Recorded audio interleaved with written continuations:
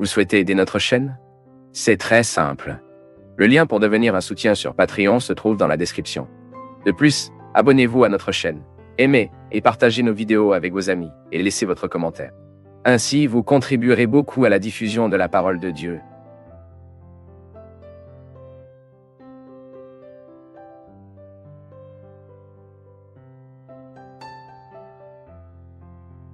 Avez-vous entendu parler de la clé de David? Dans le livre de l'Apocalypse, la Bible dit que Jésus est celui qui a la clé de David, qui s'ouvre et que personne n'est capable de fermer, et qui se ferme et que personne n'est capable d'ouvrir.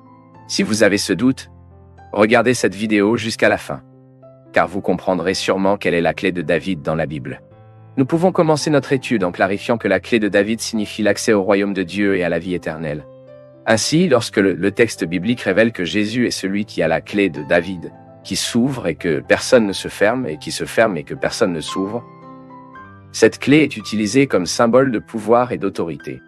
Mais alors que le vers biblique le plus connu sur la clé de David est dans le Nouveau Testament, plus spécifiquement dans le livre de l'Apocalypse, le sens de la clé de David se retire vers l'Ancien Testament.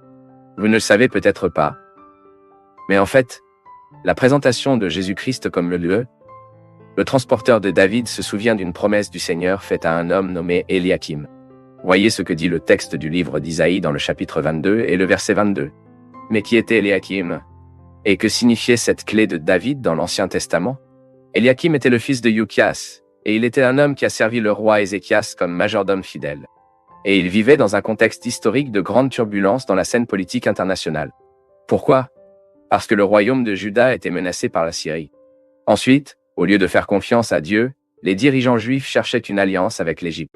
Même l'un des principaux dirigeants du peuple était un homme qui a utilisé sa position à des fins égoïstes et non pour le bien du peuple. Et c'était le contexte du message du Seigneur lors de la mise en service d'Eliakim par le prophète Isaïe.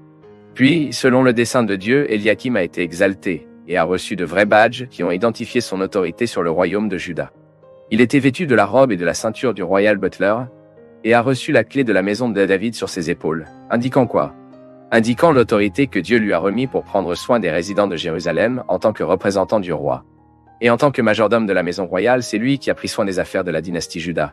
Et de cette façon, nous pouvons dire qu'Eliakim a caractérisé Jésus-Christ, qui, dans un sens beaucoup plus élevé, est celui qui détient la clé de David. Jésus-Christ est le fidèle administrateur qui prend soin des affaires d'intérêt au peuple de Dieu. De plus, il est le seul accès des hommes à Dieu. Et maintenant, ayant ce passage de l'Ancien Testament comme base, il est facile de comprendre la signification de la clé de David dans le Nouveau Testament, comme il est cité dans le chapitre 3 et le verset 7, où le texte biblique dit ce qui suit.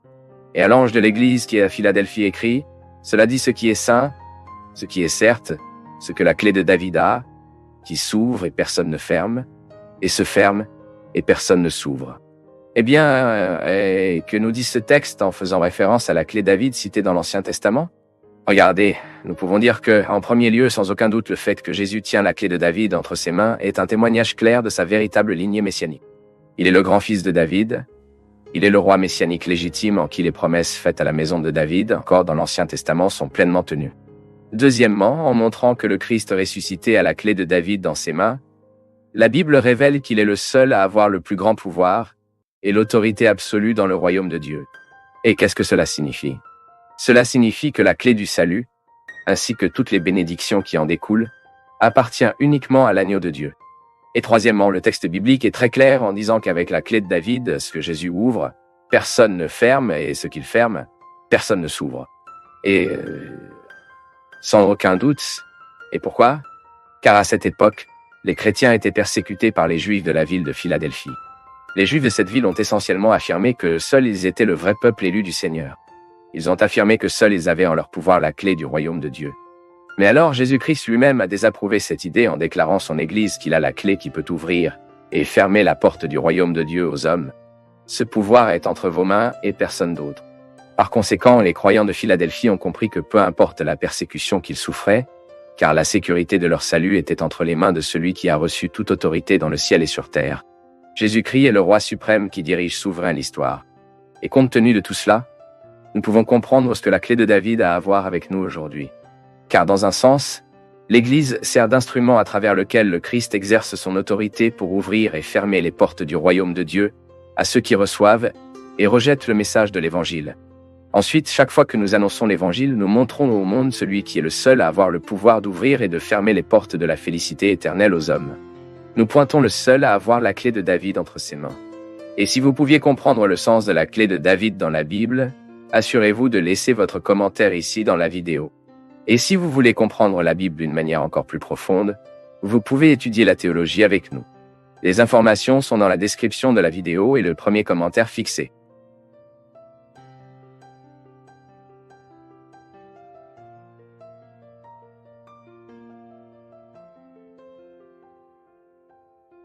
Pour nous du Path of Faith, c'est toujours une joie d'être avec vous en ce moment. Partagez vos perceptions sur le sujet d'aujourd'hui dans les commentaires, montrez votre soutien en aimant la vidéo et aidez à la partager en l'envoyant à vos amis. Abonnez-vous à la chaîne pour rester connecté avec nous et recevoir nos nouvelles vidéos.